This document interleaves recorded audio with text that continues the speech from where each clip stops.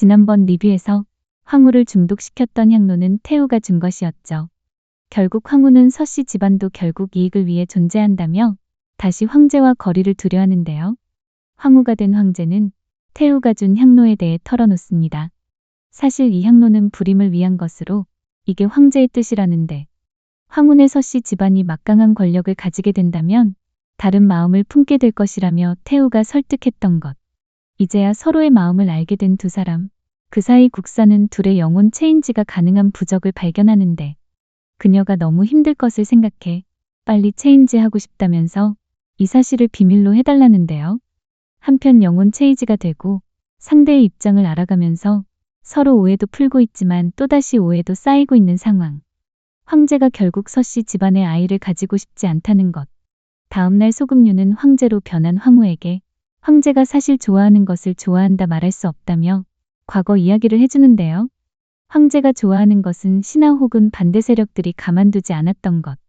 그래서 아마도 황후를 멀리하려 한다고 말해줍니다. 소금류는 뭐야? 큐피트야? 그리곤 숨겨둔 상자 이야기를 해주는데 한편 그녀가 좋아하는 서역에서 온 귀한 포도를 보고 좋아했는데 이건 자신이 좋아해 황제가 특별히 조달했던 것이었죠. 소금윤이 숨겨둔 상자도 발견. 드디어 진짜 그의 맘을 알게 된 걸까요? 한편 황후로 변한 황제도 화원에서 생각 중. 갑자기 칼을 들고 찾아온 도처벽. 그런 그녀에게 사실 황제가 유산한 태아가 그의 자식이 아님을 알고 있다는 것을 말해주는데요. 또한 술로써 황제를 속이려 했다는 사실을 모두 알고 있다고 폭로해버립니다. 궁지에 몰리자 스스로 자결해버리는 도처벽. 충격을 받은 황제. 그리고 그런 황제를 달래주는 황후. 너무 담백한 뽀뽀 고백이라니. 서로의 마음을 이제 잘 알게 된 것 같죠? 그 시각 서역에서 또 전쟁이 터지고 서씨 집안의 첫째는 부상을 당해 집으로 오게 됩니다. 그래서 황제인 자신이 직접 가겠다 말하는데 현재 국가 텅텅 비어 변방에 식량과 전쟁 물자를 보내라는 지시를 내리고 전장에 가려 하자 반대하는 황후. 거기다 태우 역시 반대를 하자 태우부터 설득에 들어가는 황제입니다. 비록 무술 실력은 없지만 나라를 위해 백성들에게 보여주기 위해 나가겠다는 황제. 사실 황후라서 무술 실력이 뛰어나죠? 결국 허락을 받은 황제. 전쟁에 나간다는 황제에게 보호 조끼를 양보하는 황후.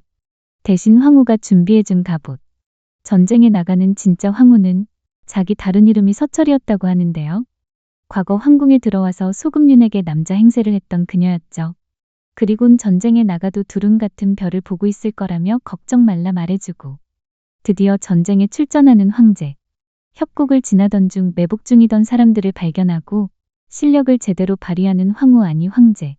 그런 모습을 보고 서한 장군은 바로 딸을 떠올리게 되는데요. 그리고 잡힌 스파이. 황제는 바로 여자임을 알아보고 그녀를 이용할 계획을 짜게 됩니다. 반면 황궁에서는 조서를 꾸미는 소금명을 도와주는 황후와 둘 사이를 의심하기 시작하는 귀비. 태우는 바로 황후를 불러 스캔들을 퍼뜨린다 혼내는데요.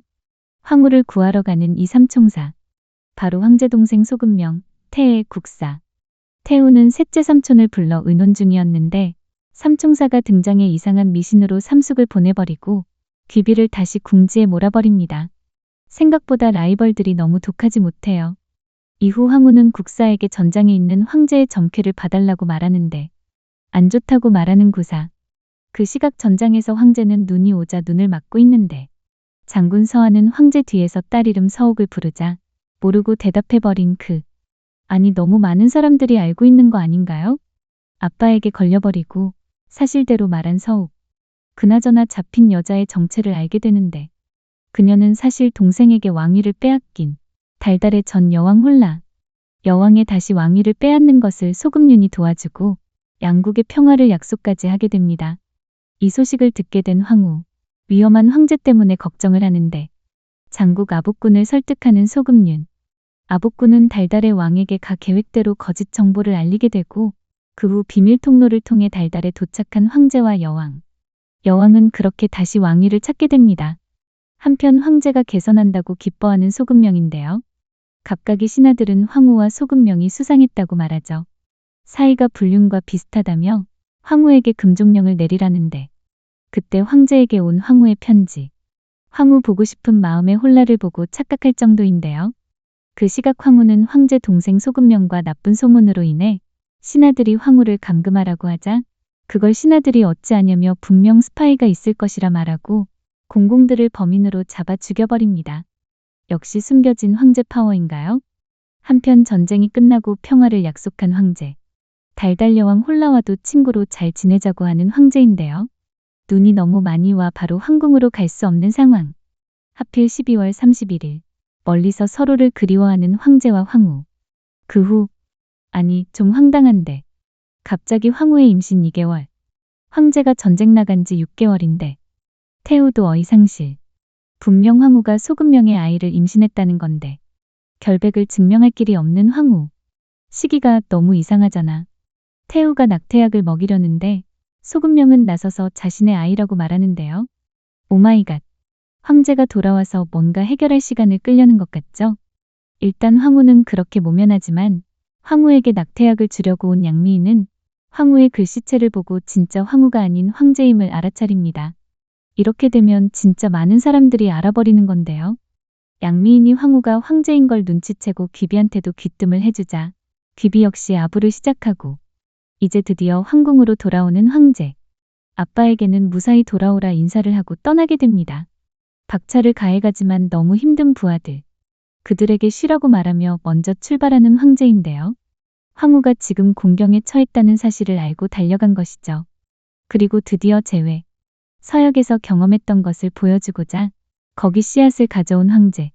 그 시각 국사는 책에서 부적으로 임신한 것처럼 만들 수 있는 방법을 찾아내고 황제가 돌아왔으니 황후 가짜 임신 사건 해결을 하고 영혼 체인지까지 해야겠죠. 생각보다 너무 많이 들킨 것 같아 걱정이지만 이러다 태우까지 알게 될까봐 무섭네요. 서로의 진짜 마음을 알게 된 황후와 황제. 이제 진짜 사랑하며 살아갈 날만 남았네요. 영혼 체인지까지 성공할 수 있을지 다음 리뷰도 기대가 되네요. 오늘도 재미있게 보셨다면 좋아요, 구독 부탁드립니다.